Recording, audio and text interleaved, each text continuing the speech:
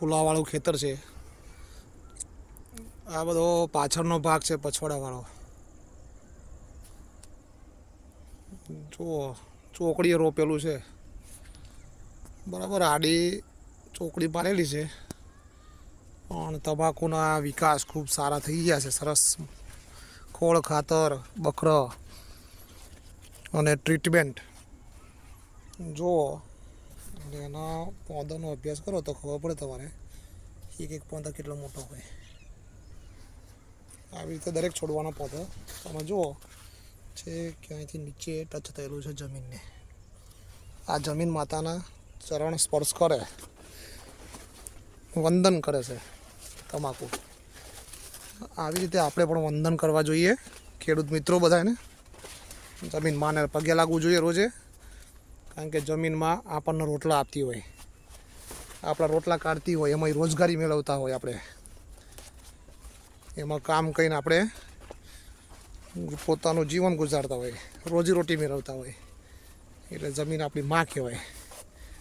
એમાંથી આપણે તમાકુ, ડોંગર, બાજરી, ઘઉં હોય, ચણા હોય કે મગફળી હોય કે બટાકા, આ બધું પેદા કરીએ આપણે. અને આપણા બાળ બચ્ચાઓને આપણે ભણાવીએ, ગણાઈને મોટા કરીએ. આ બધું આપણને જમીન માં આપણને આપે છે. એ અમુક વર્ષે કંઈક વધઘટ થાય, વધારે વરસાદ થાય, ઓછો વરસાદ થાય, કોઈક દાડો નુકસાન થાય, એમાં આપણે રોકકળ કરવાની જરૂર નહીં.